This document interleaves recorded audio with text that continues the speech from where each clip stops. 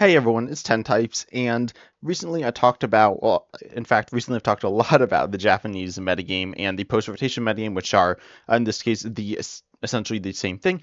But today I'm going to be talking about it more looking at data and what are the objectively best decks, as in like the most played and seeing the most success. This data is collected from the Limitless TCG website, and these are the city leagues, which, as it says here, these are Japanese tournaments that are around 64 players, and they also, they're not massive, and then they also have the top 16 results are in decks generally here on Limitless, so that's what I'm getting it from. So top quarter of the decks around, I believe the tournaments generally do reach 64 players. I'm not 100% sure about that, but anyways, we do see this is decks that are like solid, not necessarily the best of the best. Like people playing in all these tournaments or playing the decks aren't necessarily super refined, but if a deck is mediocre, then it's not going to be played as much as decks that are played a ton. All of these decks have been played at least 30 times, and that I will be covering. And it's out of, I believe, like 3,000 decks. So I do have the percentages of the metagame, though. That's what matters more. The amount of plays doesn't really matter. But anyways, the number one deck played in Japan right now, it's Dragapult. There's a bunch of different builds of it. I will just be showing example decks, but this one, we can see some different builds here. You can see it with more Dusknoir focused. We got Zadu, we got Iron Thorns EX. You can play with Charizard EX. You can play it with Blaziken EX if you wanted. You can play with Pidgeot EX. You could do lots of different things. Badoo's probably a really good inclusion there. Dragapult EX, if you don't know what it does, which I imagine a lot of you do if you play the TCG recently, it's pretty popular. And Phantom Dive is your attack here, which does 200 for a fire and a psychic, and you put 6 damage counters on your opponent's bench, Pokemon in any way you like. And this is really good post-rotation because, I mean, it's a good pre-rotation. It's not really losing anything. That's pretty much all there is to it. There aren't too many good cards. And we see this supporter translated here as Brock Scouting, which is fine. It's not an amazing supporter, but it is, one you could toss in here. But you have cards like Crispin, and then you do also have the tool card, which is a Sparkling Crystal. Sparkling Crystal is also very good in the deck. These allow you to attack easier. We see Rabscut. There is no Manaphy. That's something interesting post-rotation. Oh, there's no Manaphy immediately, though there is Shaman coming in the next set, which I've actually talked about a little bit on the channel recently, but anyways, Dragapult's really good. There's not too much to say about it, though, and I don't think this is super interesting. This is 24% of the metagame in Japan right now, which is, again, our post-rotation format, which will be in like a month or so. I think a little under a month at this point. And then you won't be able to play any of the Sword and Shield era cards in standard format anymore. And this also coincides with Journey Together, which is the new expansion I mentioned, the one Brock's card, but well, the Brock supporter. There are not Brock's trainers Pokemon, but there are some new trainers Pokemon, which we'll be diving into. The next deck, which is pretty close at 21% of the metagame, it's not like this, it's not quite there, but it's a little behind. Definitely a big gap between these top two decks than the decks below them. But this deck is Raging Bolt Ogerpon. Raging Bolt EX is still really good. I believe this is Raging Bolt Ogerpon. So there are these decks here. It shows 2 Pokemon on the Limitless website, which are the Pokemon, 2 of the Pokemon that are played in the deck. So we see Ogerpon and Noctowl. This is Noctowl Ogerpon. These are different decks. The one you want, I believe, is Ogerpon with Noctowl. You see Raging Bolt EX, and you have the Noctowl engine. This is the big change, as it's not really as turbo-y. You're losing some of the turbo-style pieces, like, say, Radiant Greninja. And so you are going to be replacing these with a bit of a slower engine, not that much slower, but it is evolution-based in Noctowl, which on evolution searches for 2 trainers, which can be any type of trainer. They can be stadiums, tools, energies, supporters, which can generally find your Pokemon energy as well if you need to. But Noctowl is really, really good and really fun as well. It's an engine that I really like. I've heard some people call it like kind of underpowered, but I don't think so. Or rather, I've heard people call like all the stuff post-rotation underpowered, and the power level is a little bit lower, but it's not like drastically lower, I would not say. And then you see Raging Bolt EX with Teal My Ogerpon EX. Do you want to do massive one-shots with Raging Bolt EX? Teal My Ogerpon EX accelerates energy and allows you to do that damage. And then nothing too crazy. We see Latias EX. Latias EX I think is actually really good in Raging Bolt now. or like at least a really solid consideration. It's not really being played in that deck. If you're playing Raging Bolt now, pre-rotation, then I think a lot of people are just playing some types of switch card. It's not like super necessary, to be honest, but it is nice to have, and I think it is a really solid card here. You can retreat, that's kind of the idea, but not always with the deck, and it just depends on the situation. But I think the decks are really solid. I like it a little more, not that it's better, but it's though it might be better relative to the metagame, but I really like the Noctowl engine. Plus, with Pheasantipty EX, this allows you to smooth out your game. You have Pheasantipty EX, and now it has more outs because Noctowl is an out. Any out to Noctowl, which is Ultra Brawl, maybe Night Stretcher as well, is an out. And then also, of course, you have the actual cards that you need. So that's really nice. And Noctowl is essentially always active. You need a Tera Pokemon in play, and Teal'c Ogerpon EX should always be on your board, and is a Tera, of course. Then the next deck, the third place deck, is Charizard EX. In this deck is played at 9% in the metagame. Nothing really too crazy to say about it. A lot of us are playing Noctowl. Most of them are. There's some plays to Dunsparce, which is like kind of interesting. Some played Pidgeot. A lot played Pidgeot as well. I think I've seen a lot of them playing Noctowl as well, though, so I'll focus on this because Noctowl is a little more interesting.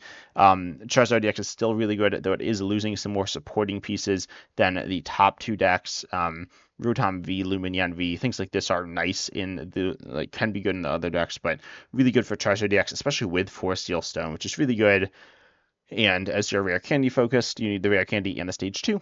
Then being able to get those through the use of Arven to grab rare or whatever, rare candy or Ultra Ball, and then also using 4 Steel Stone to grab the other piece or something like that. Obviously depends on the situation, but it allows you to kind of get what you need much easier than you can without it. So now we have Noctowl replacing it.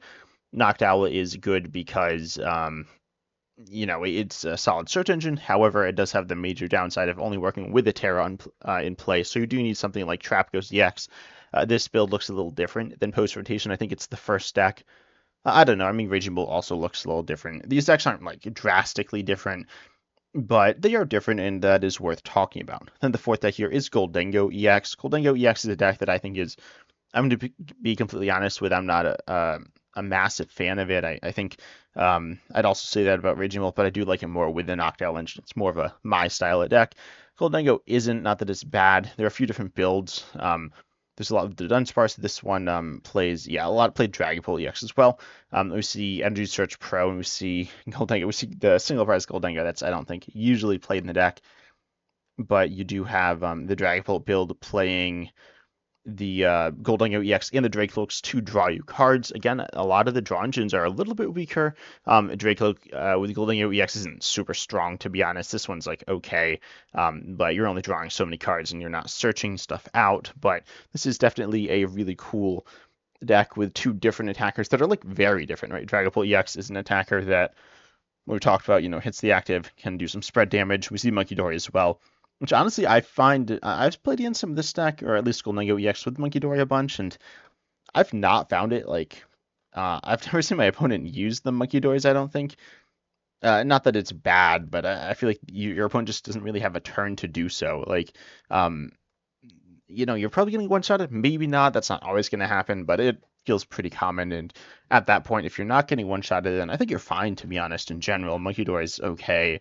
Yes, the situation would be Dragapult EX getting 2 knockouts for 4 prizes through the course of 2 turns if you don't Munkidori, but still, I feel like it's not that common to happen, and Dragapult can cause other issues for you. So I don't know. I'm not a big fan of the Munkidoris, but anyways, this will certainly not be our last talk of Munkidori either.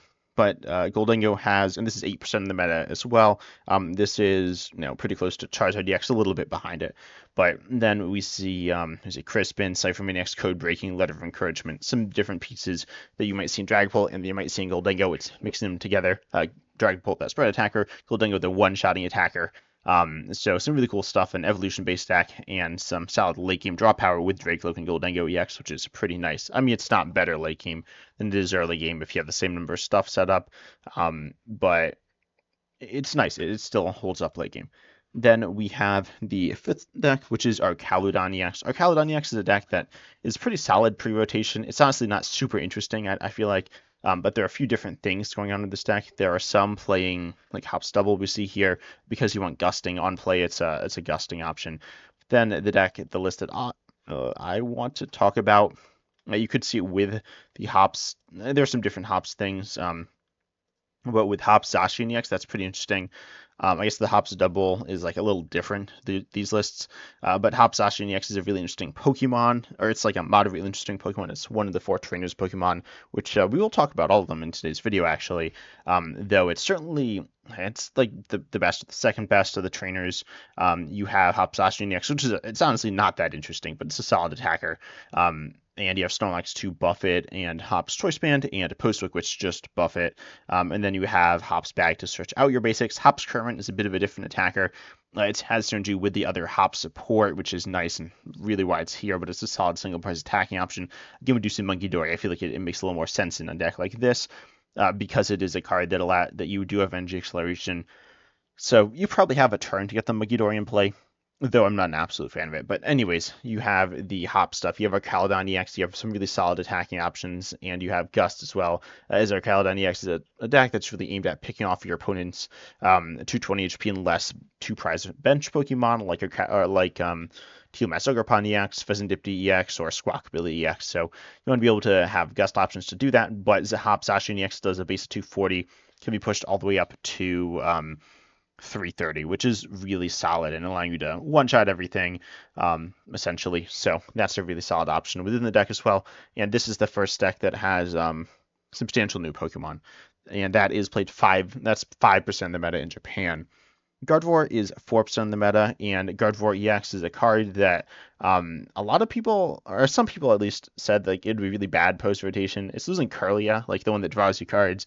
Now it's playing some other random Curlia and a bunch of rare candies and stuff. The Gardevoir EX is still really good. Honestly, this deck's pretty boring. You have a lot of normal Gardevoir stuff. Then we do see the new Lilith Clefairy EX. This allows you to hit weakness on Dragon Pokemon, which is really nice with your Psychic Pokemon. I'm going to talk about this card a little more later, but it's not like super interesting within the deck. Gardevoir is still Gardevoir, except this is a deck that's like just pretty clearly a bit weaker post-rotation. Lily's Clefairy EX is really nice, though. I talked about the top 2 decks making up like almost 50% of the meta game being Dragapult EX and Raging Bull EX, and they're both Dragon type. Allowing you to hit weakness on them is really nice. Then also at 4% of the meta, this is rounded to the nearest percentage, by the way. But we have the Ends deck, the Zoroark EX deck. This deck I've talked about a bit, and I feel like you probably have heard it. Generally, the idea is that you go around copying Pokemon using Zoroark EX. It's a draw engine. Then you have Starmanitan, as well as the Veshram. And these cards they're pretty solid attacking options. They do some different things. I've talked about them in the past, and they are cards that are probably the most talked about new cards from what I've seen. So yeah, they're talked about more than they are good. They're solid. I mean, this is the number 7 deck in the game, played 4% in the metagame, which is meaningful. But if we look at, say, the online decks, then we get to see that 4% in the metagame would be like Raging Bulldog upon Ceruledge now, which these are solid decks, so it's fine. But these aren't necessarily, like Dragapult, Dusknoir, and Gardevoir, and Lugia Archeops are the top play decks now, according to Play Limitless. And I feel like, but looking at the top share percentage of the top decks here, it's only 13%, which is that would make it the 3rd deck in the post-rotation format. The comparison doesn't make a ton of sense. It's kind of weird, but regardless, the meta isn't as top-heavy right now. Post-rotation, it looks really top-heavy. So then in comparison, the end stack would be worse, like the middle tier decks. Then we have Noctowl. Noctowl is a deck, or I have it written in front of me as Noctowl Tera box. I've called it Lily's Ogerpon. This is the other deck here.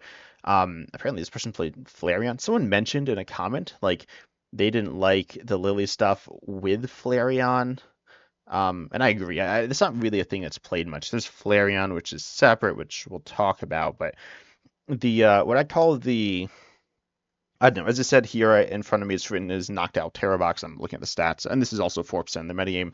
This is the deck, one of the decks I'm most excited for. There's a few, but you have some different attacking options. Most of these are not new. The Lily's Clefairy EX is, though, and this is certainly a substantial part of the attacking options. And Full Moon Rondo here is 20 more for each bench Pokemon, both heroes and your opponents. It's kind of like Trapghost EX, which is also in the deck, and it's a Noctowl-based deck. Again, this is the third one we're taking a look at, although Charizard DX doesn't always play Noctowl. Raging Bolt, though, pretty much always does post-rotation. But we see that you're able to use Area Zero under depths. You need a bunch of Terra Pokemon, which you have.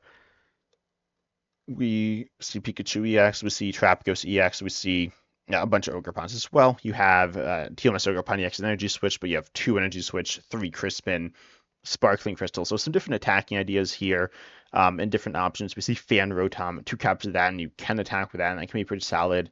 And Buddy Buddy Pop with Ditto. We see a bunch of different things. We see Badoo, we see Bloodmere Saluna EX, and there are different ways that you can build this deck a little bit. I don't think it's like varied that much. Like just opening up another list, this one looks very similar. So you see a bunch of different decks, at least very similar in terms of attackers. You can definitely mess around with different counts and different cards and stuff like that, though. But overall, the deck is, in my opinion, pretty cool. It's basic focused. I think it's kind of like Cloth Trap Ghost right now, slash uh, what's it called on Play Limitless? It's called well, there's Cloth Trap Ghost. I think the deck just called Trap Ghost is also like Cloth Trap Ghost with only one cloth. So, anyways, I'd say it's gonna play kind of similarly to that. That's why I like it. I like this deck. It's like a solid basic focus deck. Then at 3% of the metagame, this is actually the only deck rounded to 3% of the metagame. That is Ceruledge EX. Ceruledge EX is fine. I always compare this deck to Gholdengo. I'd say it's a little worse. We actually see this Tapu Koko EX in this list, which is very whatever. But anyways, nothing really to say about Ceruledge EX. You're losing Radiant Greninja, I guess, which isn't ideal, and also Pokestop, and you're losing some stuff as every deck is, as well as the secondary attacking options. But Ceruledge EX is pretty straightforward. You want to take your prizes. You can use Briar to take an extra prize. Yeah, nothing really crazy to say here. The deck's still fine. You're still retaining most of the pieces. Brilliant Blender, Jet Energy as well, which is it's not like the most important part of the deck, but it is a part of the deck. Again, Monkey Door. I will say yet again, I don't think it's like amazing in this deck. If you're getting one-shotted, then it doesn't matter, and if you're not, I think it also doesn't matter too much. But anyways, Monkey Door is a good card still. It's an interesting option in some different decks, and obviously good in Gardevoir, and we'll actually yet again talk about it again. But anyways, Ceruledge is fine. Ceruledge is good. I mean, it's not broken, but it's pretty good. Nothing crazy to say about it. Then rounded to 2%. We have as the number 10 deck what I've called Wall Stall. I've referred to it as this. A bunch of times by now. Wallstall is more commonly probably referred to as Milotic EX.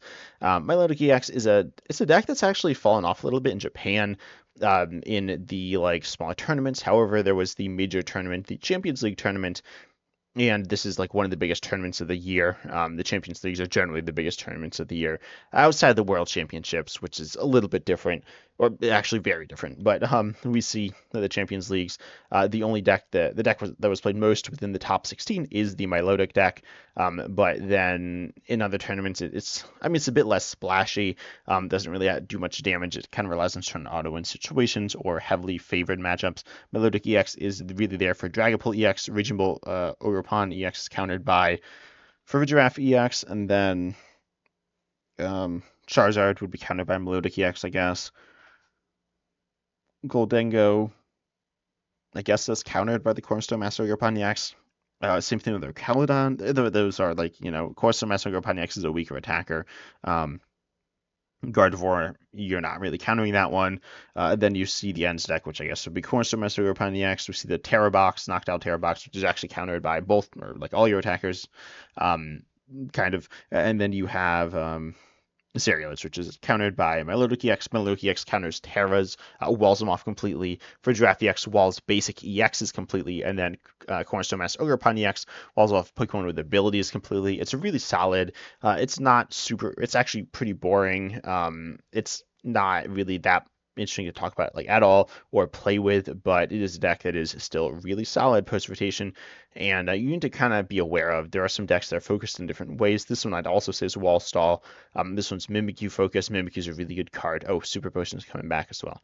But yeah, nothing really crazy there. Then the next deck, again around to 2%, is Slowking.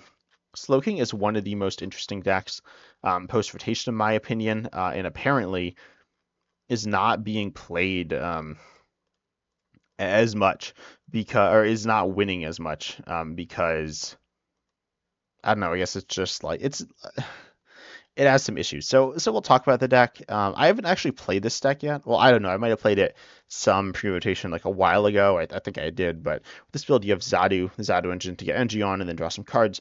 And then you have a bunch of different attacking options. This list only has four. What it plays? Fable. I forgot this card existed. So this one takes an extra prize on knockout. But anyways, you have some one-shotting attacks and then cure 'em, which is a really brutal spread attack. And you copy these Pokemon by putting them on top of your deck. You have Academy at Night and some different things here. To get Academy at Night, like you got Drain, that's why. But Cure 'em is a card that does 130 to 110 to 3 your opponent's bench Pokemon. This is played heavily in standard pre-rotation in Regidrago V-Star. And it's also used as a counter to Lost Zone. Which is why you'd see it in a non-Regidrago list or some other things as well, like counters cards that have Colress in their name, decks that play those supported cards. But anyways, Kyurem is a really, really solid attacking option. If you can copy that with Slowking, it's normally super expensive, but here it's not. And there is no mana fee. However, it has consistency issues, in my opinion. Like, they're kind of bad. I think I've seen this deck. I played against it. I don't think it's ever set up, to be honest. I don't think I've ever lost this deck. I could be wrong. It's not a deck that is like, I don't know. It seems weird. It seems kind of sketchy. The Slowking is actually a card that I find really fun, though. I think it's like designed to really fun. But anyways, this deck I need to talk about at some point, like as a full video. I definitely will. I've talked about the next deck a lot, but I will be talking about this one as well at some point. I'd say it's the second most interesting, not necessarily to me, but in general. The most interesting deck, probably though, is Feraligatr. Feraligatr is really weird, I'd say. Feraligatr has been doing, I'd say, a little better in Japan and actually won that major tournament. But it's built around a bunch of different things. Again, I've talked about this deck a lot, so you can check out other videos on my channel about it. But you have Feraligatr, which is a really strong stage 2 attacker. Then you have some defensive, stalling, and controlling options on your previous evolutions, which you can also copy with Relicanth, and you can boost their damage through the use of Feraligatr's ability. Munkidori slots in a little better in this deck, though I don't think you need 3. I played this deck a bunch in live, and it's pretty solid, though it has some serious consistency issues, serious consistency issues, like really serious. Yeah, really sketchy. But yeah, you can make great use of Mimikyu. I am personally not a massive fan of my Milotic EX. I've also said that a bunch of times, but you could certainly toss it in if you want. It has some issues pre-rotation, with Feebas being so weak. But Mimikyu is a Pokemon that is a really good wall, and you can do some interesting things here. Not gonna get into them too much, but it is a really fun deck to mess around with, and I think it has a lot of room to grow as well. Then we have the last deck round to 2% in the metagame. And this deck is the Flareon / Eevee's deck, is how I have it written in front of me. And so this deck is interesting. There are some different builds. It runs like Noctowl, and it also runs obviously Eevee and a bunch of evolutions. Here we see a lot of different things. We see Farigiraf EX, we see Leafeon EX. Leafeon EX is a really solid counter to certain situations, and specifically Charizard EX. Flareon EX can do 130 and accelerate some, or 280 for 3, both which are solid. We see Sylveon EX with its attack. I mean, it has Andalite, but the main one I believe you'll be using is Magical Charm, and you can one-shot Pokemon that are Psychic weak because of their Dragon type, and Liz Clefairy EX will allow you to one-shot those. Honestly, this is and I think that's a big part of why Sylveon EX is played, though your secondary attack is also good. There's the Farigiraf EX again, and there's a bunch of stuff. I've talked about this deck some. It's I believe the newest deck in international standard right now. I mean, there's Badoo, which is new, but the most recent set is Prismatic Evolutions, which I guess that arguably the main thing is the evolutions. Badoo was really good as well. Then moving into the decks that are played 1% of the time, I will say that 7% of the decks, again, this is rounded, so I don't know if the numbers add up to exactly 100%, but the exact numbers do. But then there's the Ionos deck, the Mamoswine deck, and the Badoo deck. The Badoo one's weird. Ionos is also kind of weird. Oh my voice. It is tired. But looking at what's won, I'm seeing some weird stuff here. There's Blissey. I think this is kind of like Walls.